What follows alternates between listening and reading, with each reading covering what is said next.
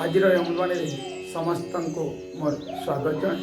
ଆଜିର ଅମୃତବାଣୀ ହେଲା ଗୋପନ ରଖିବା ଉଚିତ।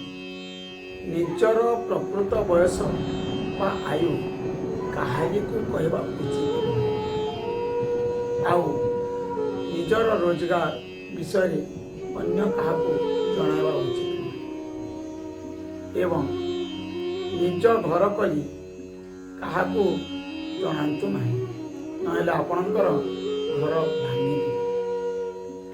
କୌଣସି କଥାରେ ଆପଣ ପାଇଥିବା ଅପମାନ କାହାକୁ ଜଣାନ୍ତୁ ନାହିଁ, କାରଣ ଯିଏ ଜାଣିବେ ସେ ବି ଆପଣଙ୍କୁ ସମ୍ମାନ କରିବା ଛାଡ଼ିବେ। ଦାନ ଧର୍ମ ଆପଣଙ୍କର ଅର୍ଜିତ ପୁଣ୍ୟ କର୍ମ ଅଟେ। ଏହି କର୍ମ ଆପଣଙ୍କ ସଙ୍କଟ ସମୟରେ ଧନ ଅଟେ। ତେଣୁ ଏହି କଥା କାହାକୁ ଜଣାନ୍ତୁ ନାହିଁ। ଗୁରୁ ମନ୍ତ୍ରକୁ ସଦା ଧନ ପରି ଲୁଚାଇ ରଖନ୍ତୁ। ଏହା ପରମାତ୍ମା ପ୍ରାପ୍ତିର ମାର୍ଗ ଅଟେ।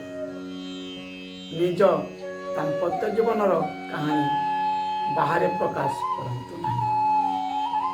ଏଇଟା ଥିଲା ଆଜିର ବାଣୀ। ଏହି ବାଣୀଗୁଡ଼ିକୁ ଗୋପନରେ ରଖିବା ଉଚିତ।